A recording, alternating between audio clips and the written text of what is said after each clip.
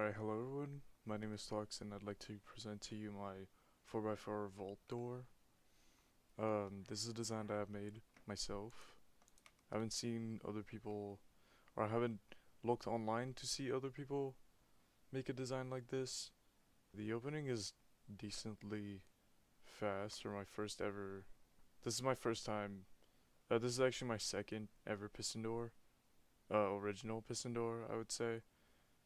I've designed a 3x3 before that doesn't work anymore, but this would be my first 4x4. It works with a lever, but I've added this system to make it work with a button using a copper bulb and a comparator.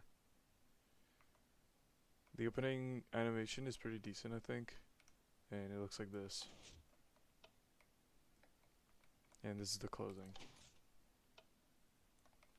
So this design essentially uses the same copy and paste on both sides. I just changed the color to have it be indicated that this is one side, and also if I modified something on this side, then I would be able to tell. This is for personal preference. Essentially, the inputs are starting at the top. I don't know if this is a disadvantage or an advantage. I mostly see it start at the bottom. People usually have levers at the bottom. I didn't know how to make that work, so I decided to have the input at the top because that's what was easiest for me to work with.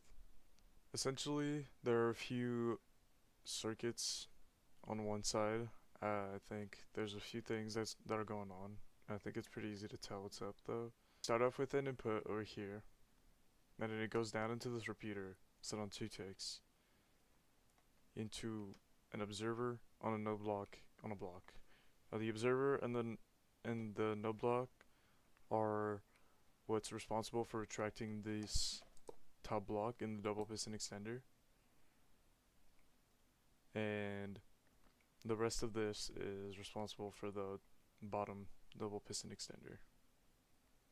Essentially, we have a sticky piston pushing a redstone block, activating this dust, redirected to these repeaters, which allow us to have this block be pulled back when the closing it happens. Because if I removed this and close the door, typically this is what it would look like. And just to show you, it wouldn't close, and if I had a redstone dust, it would close, but when I would open it, it would do this. So I added a little bit of delay with a repeater and just hooked it up with target blocks. Essentially, the rest that is responsible for pulling back this block when it is over here is the circuit down here with the observers. It's not really a separate circuit, it's just this section of the circuit down here with the observers.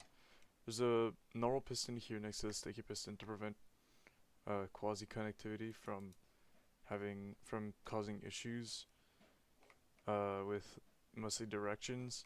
If I removed it on this side, and let me just break this block. If I close it, this piston would come back, and if I removed this piston,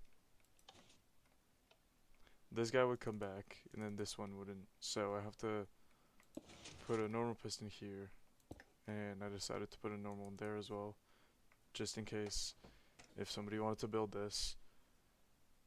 For some reason, there are probably better designs out there, but if somebody wanted to build this, you would be able to have it work. Next, what's going on is we have a line of target blocks over here that are in just a line of redstone that's connected to this line of observers. You could theoretically have it here. I haven't had any issues with it also being connected on this side. And you can even keep it like this, and I guess you could remove this whole segment, but it would probably cause it to be a little weird. Well, there are no issues, so yeah, it's just a if you want it or not. I decided to do it just because, I don't know, having it be the same on both sides, just for the sake of having it be the same on both sides. But you don't need this. The piston layout that I decided to go for was this one. I figured this was probably like the easiest one to use. This is just half of the door. Technically the border would go around sort of like this.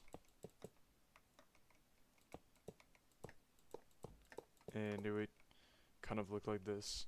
This is the piston layout that I decided to go with for this door. Another aspect of this, I think, is that the advantage that this door has is it's decently quick, and I think it's relatively small. From my first ever design, I didn't know how big it was gonna be, but it ended up being this small, and I think it's pretty good. It fits in a 3 by 5, 3 by 5 on each sides. So I think that's pretty good. This design also does not use entities, and I think that's an advantage because it makes it a little more survival friendly. Um, and it doesn't use any slime blocks. I think that using slime blocks in a piston door does make it a little bit cheating, especially with a 4x4. I did not want to design a 4x4 that had a kind of design that would be like this, where you would see like you would see slime like this. I think it looks ugly, and it is a little bit of, it's a little cheating in my opinion, using a slime in a piston door. I'd also like to add another advantage that this door has is that, and it was one of my criterias, it looks the same on either sides.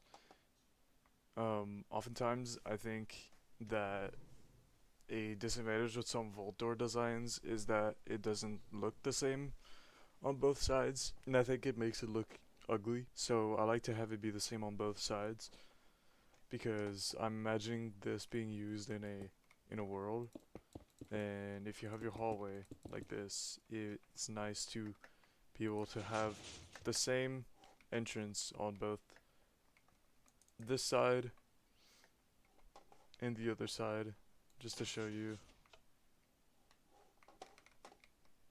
It does look the exact same. So yeah, that's everything about this door. If you have any questions or suggestions on how I can improve this, let me know. And yeah.